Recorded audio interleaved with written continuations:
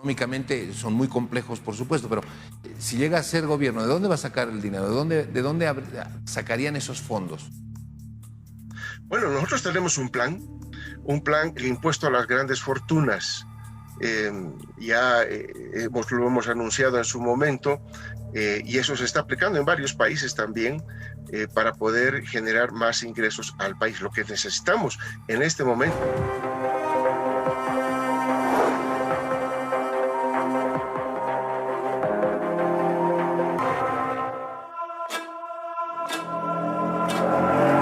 La democracia debe beneficiar a la gente, al pueblo, no a los partidos. Aquellos que están pidiendo postergación de elecciones es más por un cálculo político. Los trabajadores vamos a hacer cumplir de que el 6 de septiembre sí o sí se tienen que llevar las elecciones nacionales. Estamos hablando pues de una puntilla de partidos neoliberales que el único interés que ellos tienen es el prorroguismo. 22:17 y nosotros seguimos en Noche Sin Tregua. De verdad, muchísimas gracias por estar en sintonía nuestra, estar siempre con Cadena Red Nacional. Hemos invitado en esta noche a Luis Arce Catacora, candidato a la presidencia por el Movimiento al Socialismo, a quien le agradezco mucho por estos minutos que nos está dispensando. Estamos conectados a través de la tecnología, a través del Zoom. Muchísimas gracias nuevamente. Varios temas que tengo en agenda, uno de ellos el referido a las elecciones, la fecha de las elecciones. El segundo referido a lo que el día de hoy se ha denunciado desde Demócratas, todo esto que viene a ser el que se hubieran comentado algunas encuestas internas del partido y la solicitud de Demócratas de anular la personalidad jurídica del Movimiento al Socialismo. Buenas noches, bienvenido a Noche Sin Tregua. Buenas noches, Jorge, un saludo cordial a través tuyo a todos los televidentes de Cadena. Bueno, don Luis Arce, vamos a comenzar escuchando la cuña precisamente, la denuncia que hacía el diputado Monasterios a propósito del tema este de presentar ante el Tribunal Supremo Electoral una representación, una denuncia para que se pueda analizar el tema este de haber comentado algunas encuestas internas del Movimiento al Socialismo. Escuchamos al diputado Monasterios, ¿lo tenemos? ¿Sí? ¿Escuchamos? Bueno, en segunditos nada más estaremos escuchando al diputado Monasterios. Vamos. Hemos sido testigos de la participación del señor Luis Arce Catacora, donde ha comentado encuestas internas del Movimiento al Socialismo. Y esto obviamente constituye un delito establecido en la norma electoral, ya que existe una prohibición en torno a que los partidos políticos y los candidatos puedan hacer públicas encuestas internas. Con esto recurriendo a un error que establece la anulación de la personalidad jurídica y, por supuesto, la inviabilidad de la participación de las futuras elecciones.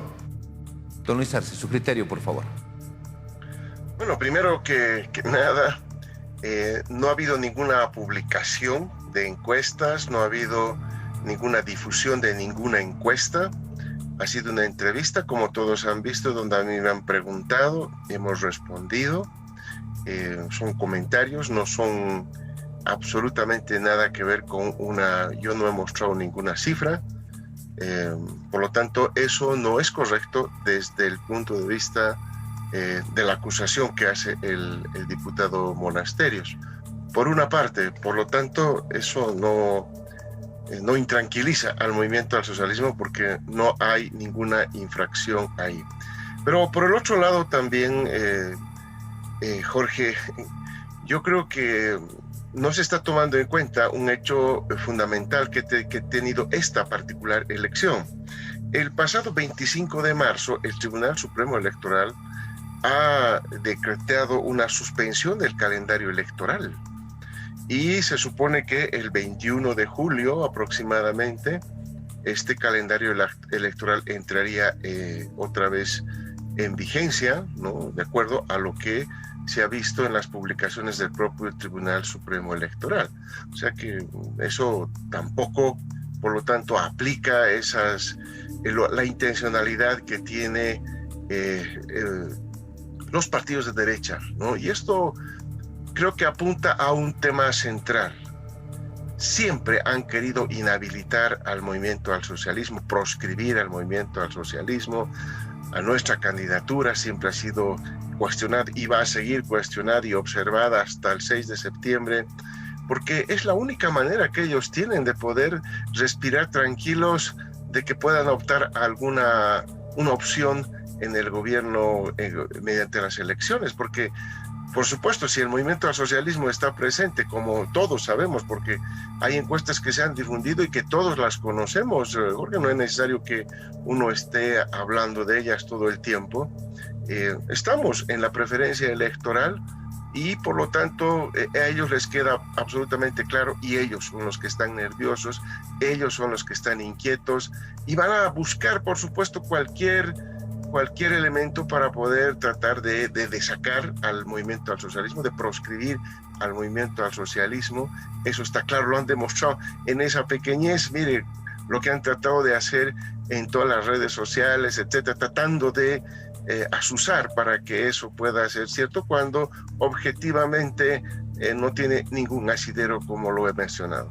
Bueno, se utilizaba en estas publicaciones y en estas denuncias una suerte de parangón con lo que había ocurrido el 2015, cuando se inhabilita a más de 228 candidatos por el tema de encuestas que se comentaron por el entonces candidato Ernesto Suárez en el Beni, utilizando un poco la analogía de lo que ocurrió en el Beni en ese momento con este comentario de las encuestas internas del movimiento al socialismo. Seguramente usted ha tenido la oportunidad de ver precisamente esa analogía, esa comparación que se hacía. Es una forzada analogía, Jorge, porque evidentemente en la ocasión del 2015 se muestran estadísticas, se muestran cuadros de la encuesta, entonces eso está claro. Por eso yo empezaba diciendo muy claramente que nosotros no hemos presentado ninguna encuesta, no hemos presentado un solo cuadro, ha sido un comentario en función de una pregunta de un periodista y no ha habido mayor... no hemos mostrado un solo gráfico, un solo cuadro que pudiera reflejar alguna encuesta que se estaría mostrando, para empezar, ¿no?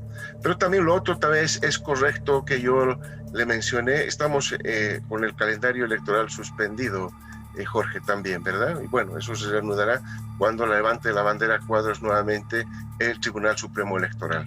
Bueno, y antes de que levante la bandera a cuadros el Tribunal Supremo Electoral a la que usted está haciendo referencia, ya han surgido las primeras voces, una de ellas la de Tuto Quiroga, referente a que se suspendan las elecciones del 6 de septiembre.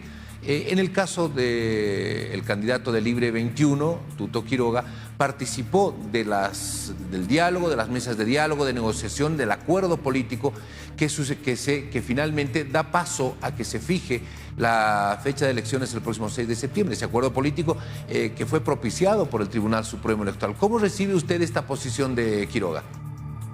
Bueno, lamentamos esas dobles posturas, dobles discursos, porque como usted bien lo dice, Jorge, su partido participó activamente de las reuniones del Tribunal Supremo Electoral y como lo dije yo en su momento en su programa allá, cuando nosotros vimos que había consenso de todos los partidos, excepto, creemos que eso hay que ser muy claro, el resto de los partidos políticos estuvo de acuerdo, nadie les puso un revólver en la espalda para que ellos aceptaran el 6 de septiembre y más bien nosotros cuando vimos que había un consenso generalizado en los partidos políticos para llevar adelante las elecciones el 6 de septiembre, el movimiento al socialismo viabilizó el acuerdo, nosotros viabilizamos cuando vimos que ya había un acuerdo entre los partidos políticos y inclusive el señor Quiroga estuvo presente el día del acto allá en el Tribunal Supremo Electoral en la Plaza Baroa,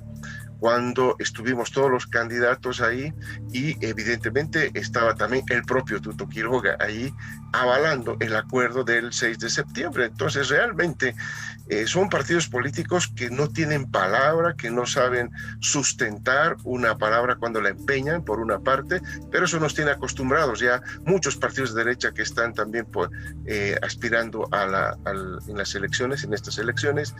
Y lo otro que refleja esto es que simplemente es un cálculo político muy claro, viendo justamente las encuestas que todos conocemos, que ellos mismos las tienen, en fin, donde están muy rezagados, extremadamente rezagados, pese a que han hecho esfuerzos por tratar de subir en la votación, cada vez están más atrasados, y bueno, ellos tienen ese elemento para poder, con su cálculo político, para plantear la suspensión de las elecciones del 6 de septiembre, ¿no?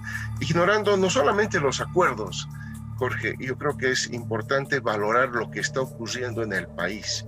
Yo quiero recordar a la población en esta oportunidad los múltiples cacerolazos, petardazos que se han dado en el país, autoconvocados.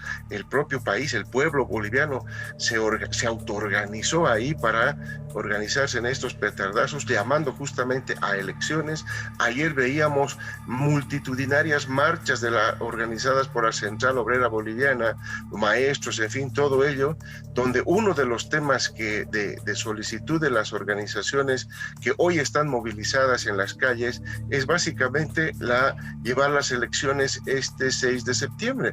Por lo tanto, hay en la población un sentimiento para que se puedan resolver muchos problemas, para que se pueda dar certidumbre a la población que necesita en este momento tener un grado de certidumbre importante, dado el problema de la pandemia, pero también la crisis económica que nos están haciendo vivir ahora. Entonces queda claro que el tema de las elecciones y de la recuperación de la democracia, porque yo lo digo así, en noviembre nos arrebataron la democracia a los bolivianos y estamos ya 8 meses sin democracia.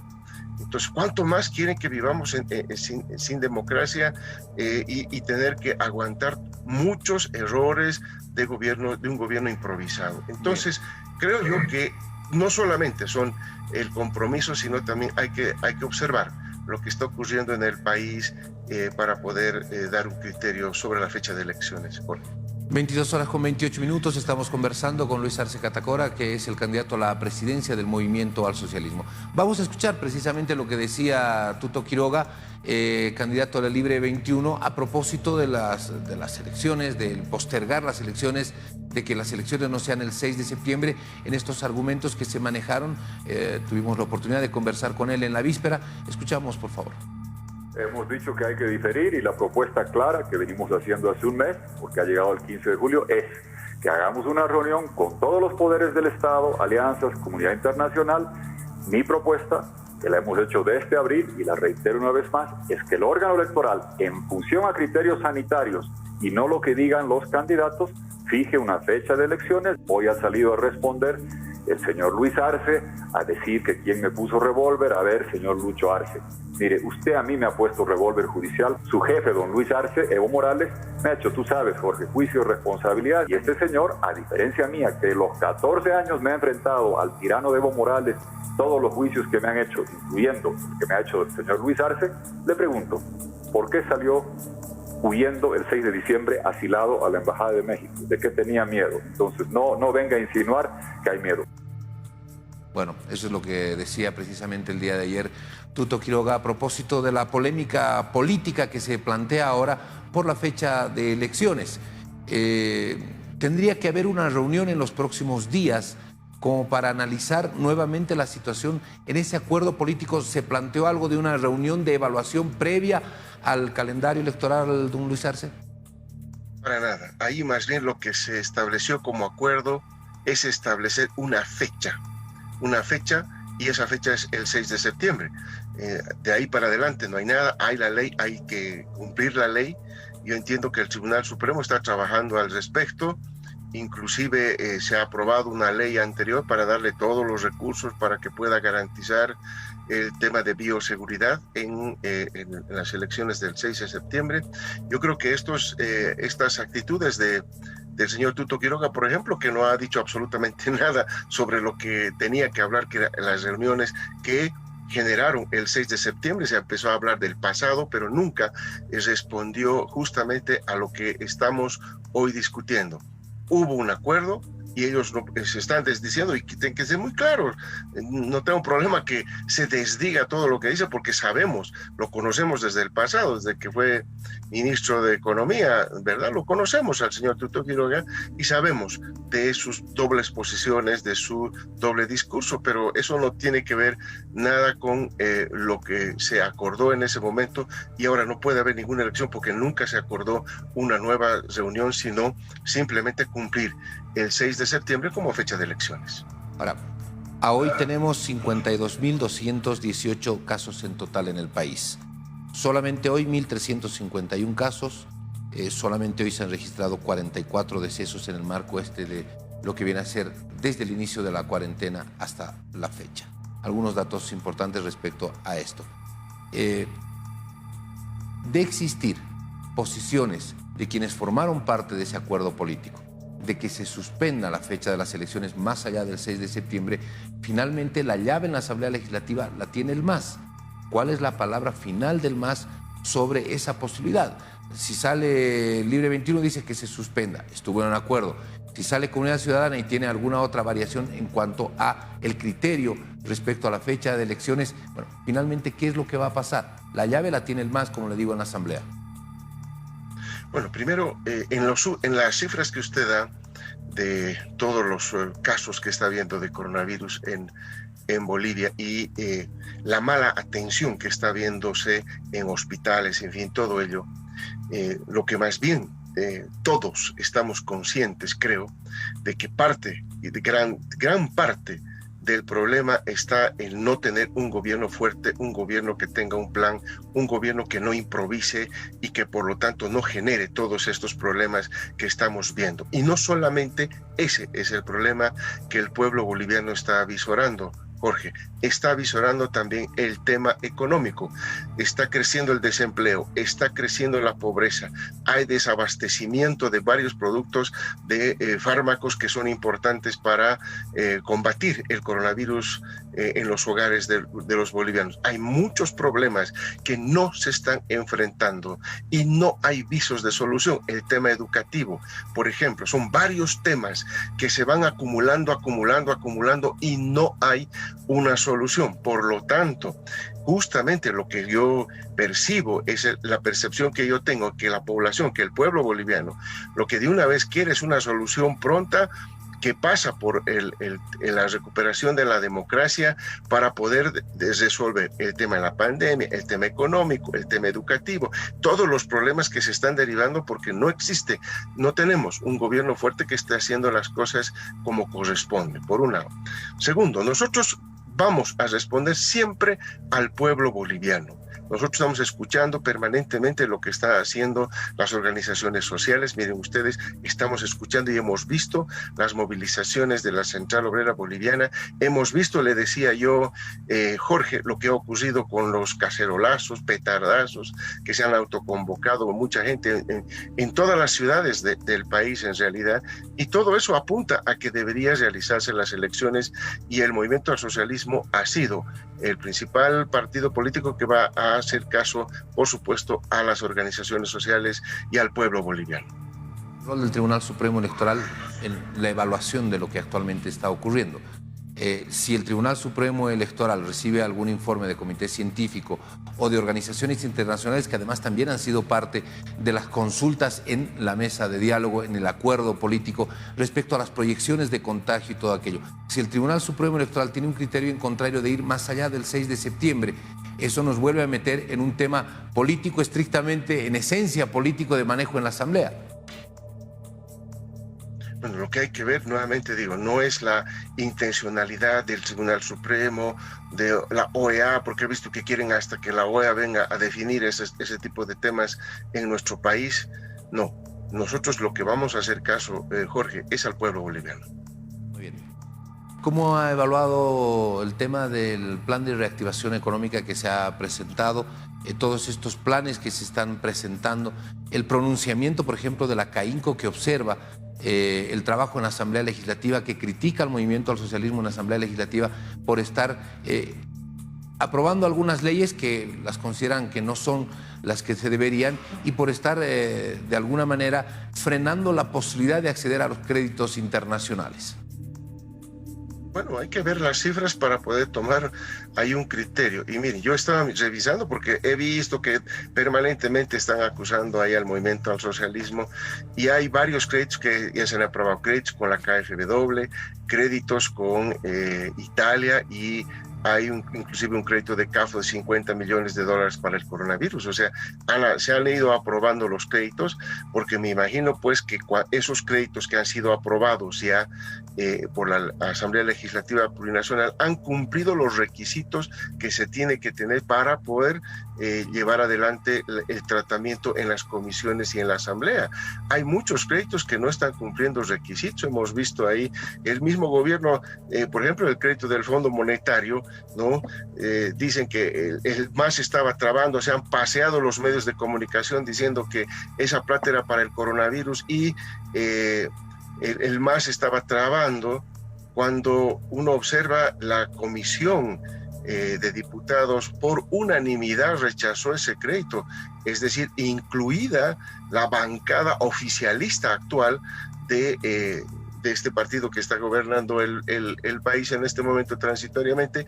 Esos han rechazado también ese crédito porque no se cumplían requisitos. Vean ustedes, cuando uno entra ya al detalle de cada una de estas cosas, se rechazan porque no se cumplen los requisitos, porque no se cumplen las condiciones y por lo tanto, ¿de qué se queja pues el gobierno si no está pudiendo cumplir esos requisitos que se establezcan para todos? Ya ha habido créditos que se han aprobado y no se puede estar diciendo que no se ha aprobado nada, que se está trabando. Es puro discurso político.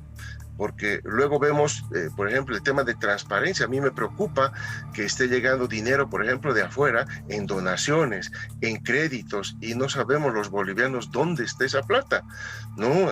Quizás los periodistas ya en este momento lo sepan, pero el pueblo boliviano no ha sido informado de dónde está esa plata que ha llegado al país por coronavirus, justamente pues, de donaciones y de créditos que han estado llegando al país. ¿Dónde está eso?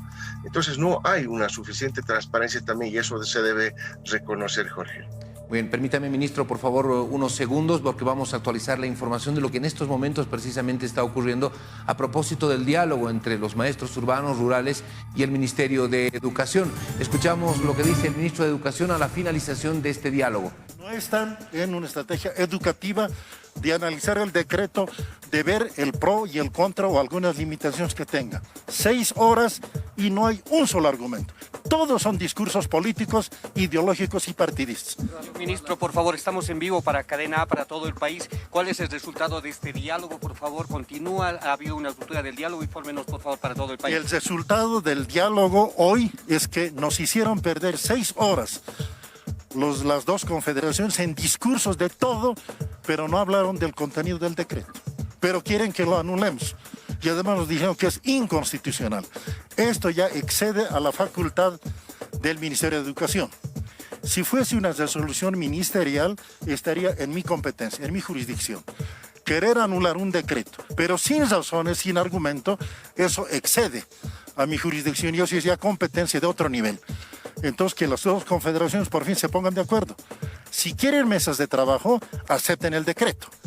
Pero si piden anular el decreto y quieren mesas de trabajo, no corresponde.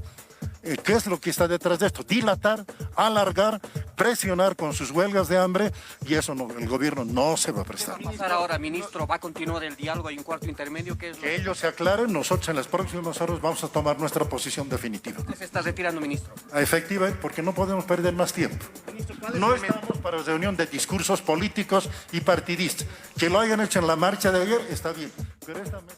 Bueno, eso es lo que está diciendo en estos minutos el ministro de Educación a propósito de este diálogo educativo que no logra avanzar. Ustedes han escuchado los argumentos que ofrecía el ministro de Educación. No se está avanzando en este diálogo.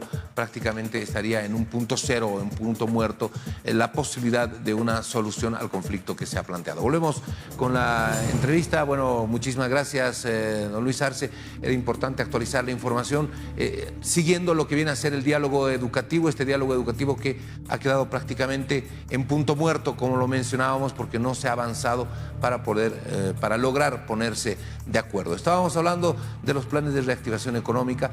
¿Cuál es la visión que tiene el MAS? ¿Cuál es la visión que tiene usted como candidato a la presidencia respecto al comunicado institucional, por ejemplo, que saca el día de ayer la CAINCO, que es un comunicado con varios puntos, en algunos de ellos bastante incisivos respecto al trabajo en la Asamblea Legislativa? ¿Cómo analizan, cómo evalúan ustedes aquello? Bueno, es una posición política muy clara de CAINCO. Lo que quiere CAINCO es que se viabilice todo lo que el gobierno está haciendo, porque el gobierno está haciendo en coordinación con el empresariado muchos temas, pero que todos esos temas nosotros hemos analizado también con mucha serenidad, no van a resolver el problema económico del país. Ya ha sucedido cuando ha habido préstamos para el empresariado privado, ya ha habido este último decreto, por ejemplo, donde se establecen varios fondos, ¿no? Varios fondos que supuestamente es para el empleo y para generar una, entre comillas, yo llamo reactivación. Y en realidad, cuando uno observa eso, primero que no hay un programa serio para el tema del empleo, porque ellos inclusive en el decreto establecen que es para empleo temporal, y la solución que necesitan los bolivianos que hoy están perdiendo su empleo, producto justamente del empresariado, es que se necesita empleos permanentes, y eso no se ofrece en el programa que plantea este gobierno.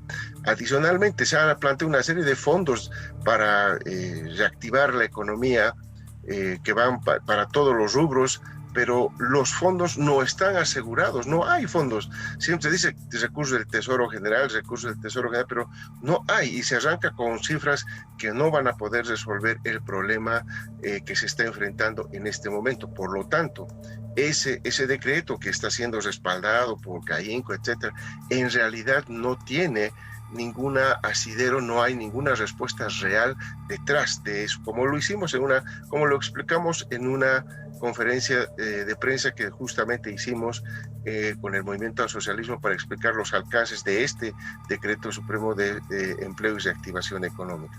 Por lo tanto, en realidad no tenemos una verdadera estructura, son varios deseos simplemente de hacer muchas cosas, pero que no tienen ningún elemento concreto que vaya a respaldar esos elementos que se dice en el discurso, pero que en la práctica dentro del decreto no se encuentra. Entre ellos, fondos que no existen, fondos que están básicamente en la incertidumbre, porque se necesitaría más de 2.600 millones de dólares para llevar ese plan, que no los hay, ¿no? Entonces lo único que hay es el fondo que nosotros habíamos lanzado con el Fondo de Vivienda de Interés Social, que lo manejaba el Ministerio de Obras Públicas, justamente, donde en realidad no se vendía, no se prestaba la plata del propio trabajador para comprarse su casa, sino que se le daba directamente la casa.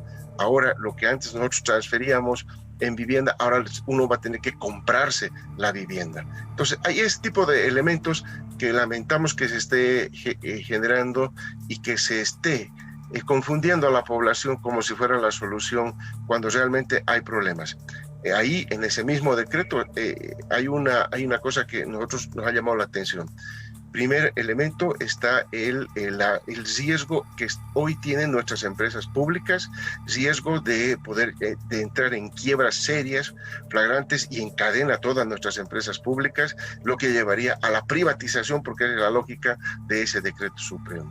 También está en riesgo el tema de los servicios básicos. En fin, hay muchos temas que están dentro del decreto supremo que muestran la intencionalidad clara. En realidad es claramente el modelo neoliberal que ha regresado al país con este decreto, pero en realidad desde noviembre del año pasado. Ahora, cuando estamos hablando de reactivación económica, el tema central pasa por los fondos, por los dineros, por el dinero necesario como para lograr fondos de inversión, para lograr estabilidad en el empleo. Bueno, varios de los rubros que económicamente son muy complejos, por supuesto, pero si llega a ser gobierno, ¿de dónde va a sacar el dinero? ¿De dónde sacarían esos fondos?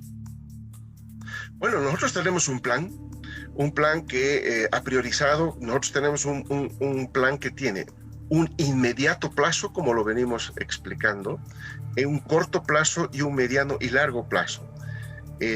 Si le preocupan los recursos, nosotros hemos planteado claramente dos fuentes de recursos que deberíamos empezar a utilizar y ya no más. La primera es exigir que la condonación del servicio de deuda externa del país, estamos hablando de capital e intereses, eso es muy real. Nosotros pagamos cerca de 800 millones de dólares año por capital e interés del endeudamiento externo, y estamos liberando 1.600 millones de dólares reales, ¿no? De que en lugar de pagar al extranjero, nosotros podríamos incorporar eso en el plan de desarrollo y de reconstrucción de la economía que tenemos. También está el impuesto a las grandes fortunas. Lo hemos anunciado en su momento, y eso se está aplicando en varios países también, para poder generar más ingresos al país. Lo que necesitamos en este momento en que los ingresos han caído dramáticamente es generar ingresos para que el Estado pueda invertir, y por lo tanto ahí tenemos una estrategia en el cortísimo plazo, ¿no? En el inmediato plazo, tres sectores que hay que dinamizar. Habíamos dicho el sector agropecuario, el sector manufacturero y el sector del turismo interno, que son los tres sectores que nosotros venimos diciendo en varias conferencias de prensa desde marzo del año pasado, que deberían ser los que sean el motorcito de arranque. Esto es justamente eso, el motor de arranque. En el tema de manufactura, fundamentalmente apoyándonos en la micro y pequeña empresa con mecanismos de industrialización, con sustitución de importaciones, donde ya tenemos identificados los sectores y los rubros que hay que priorizar para que el dinamismo de la economía sea mayor. Asimismo, el sector agropecuario, no solamente en el oriente boliviano, sino en el occidente, porque uno de los potenciales peligros que se tiene luego de una pandemia es la hambruna. Entonces hay que garantizar la producción agropecuaria, y en eso nosotros ya habíamos planteado varias medidas que deberían tomarse y están en nuestro plan de inmediato plazo. Eso hay que, cuando hablamos de inmediato plazo, que sí, que eso hay que hacerlo ya. Y el tema del turismo interno, que tiene que ir a reemplazar la disminución que estamos sintiendo toda América Latina, muchos países en realidad, del turismo de importación, para decir, los turistas que vienen hacia Bolivia. Ya eso ha caído por el tema del coronavirus. Entonces todas las actividades relacionadas con el turismo, estamos hablando de transporte, servicios, hotelería, restaurantes, en fin, todo ello ha caído dramáticamente en el país. Hay que generar ese tipo de políticas para reactivar. Lo hemos propuesto, eso está ahí. Y luego viene la estrategia de corto y mediano plazo. En la estrategia de corto y mediano plazo es proseguir los procesos de industrialización del litio, del mutún, de la generación de energía eléctrica para exportación, en fin, todos los proyectos que teníamos como estrategia, que hay que empezarlos ya a hacer, porque eso va a madurar en 2-3 años, Jorge, y eso, por más que arranquemos ahora, no nos va a dar los ingresos, pero estas actividades que nosotros priorizamos, agricultura, manufactura y el turismo interno, sí nos van a generar inmediatamente una reacción en la economía, que es lo que necesitamos para ampliar los ingresos, el empleo, en fin, los salarios que se requieren en nuestro país. Lo tenemos diseñado y lo hemos estado difundiendo en varios eventos donde nos han invitado a explicar nuestro plan de gobierno, Jorge. Muy bien. Le agradezco mucho por haber estado con nosotros, 22 horas con 49 minutos. Don Luis Arce Catacora, candidato a la presidencia del Movimiento al Socialismo. Muchísimas gracias por estar en Noches sin Tregua. El agradecido soy yo. Muy buenas noches, Jorge.